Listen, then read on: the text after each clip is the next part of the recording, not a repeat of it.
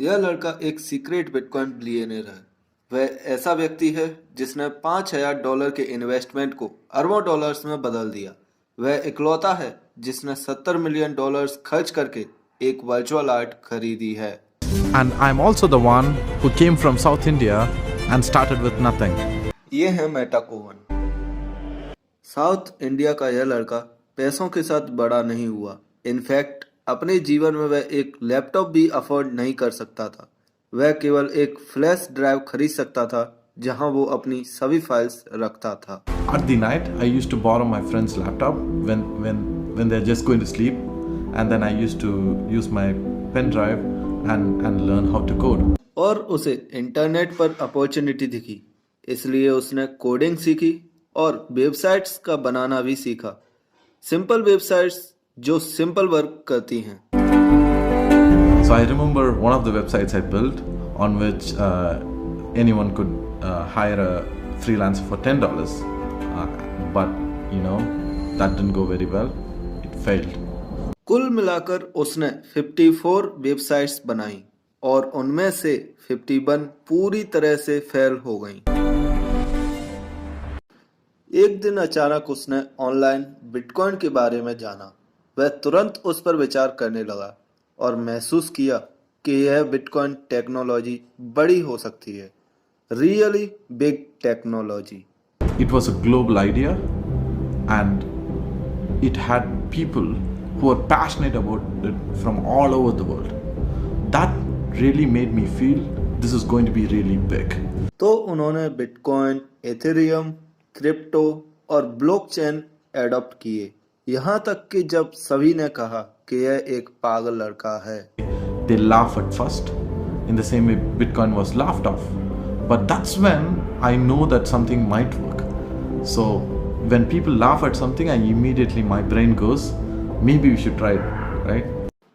8 साल पहले मेटा कोवन ने बिटकॉइन में विश्वास किया, इतना कि उन्होंने उसमें हर छोटी बचत को रखा और बिटकॉइन कंपनीज के निर्माण में अपना पूरा समय इन्वेस्ट किया।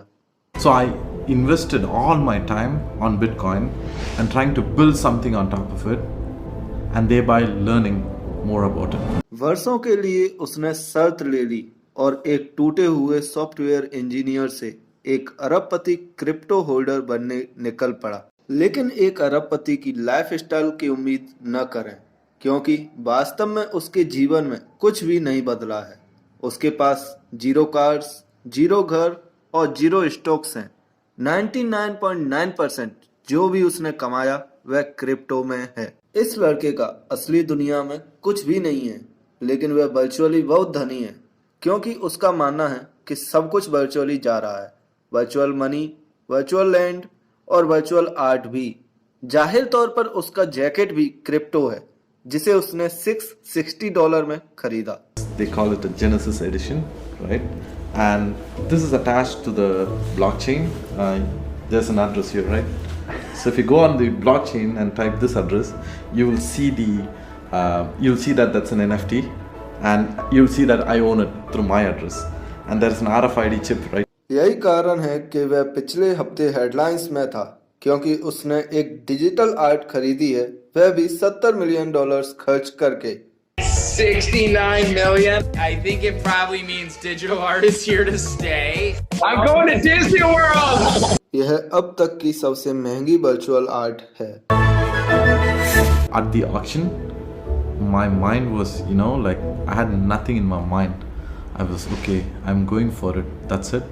And actually, the funny part is, a lot of people think I was nervous and stuff. I was not. I knew this was happening, and I had to do it. So I did it. My fund, which is Metaverse, we are planning to build this monument in the Metaverse, which is a virtual space.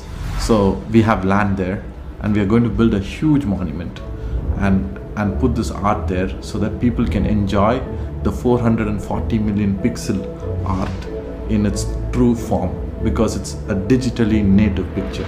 इस लड़के के लिए $70 million से crypto art खरीदना केवल एक निवेश नहीं था, यह एक सपोर्ट का कार्य था। वह सपोर्ट करना चाहता है क्रिएटर्स को, आर्टिस्ट्स को, सिंगर्स को, म्यूजिशियंस को और दुनिया भर के लोगों को, चाहे वे किसी भी जाति, जेंडर या कलर से हों। People around the world have prejudices, and that gets me really angry because you have to look at what people do and not how people look like or where they are from and make your conclusions.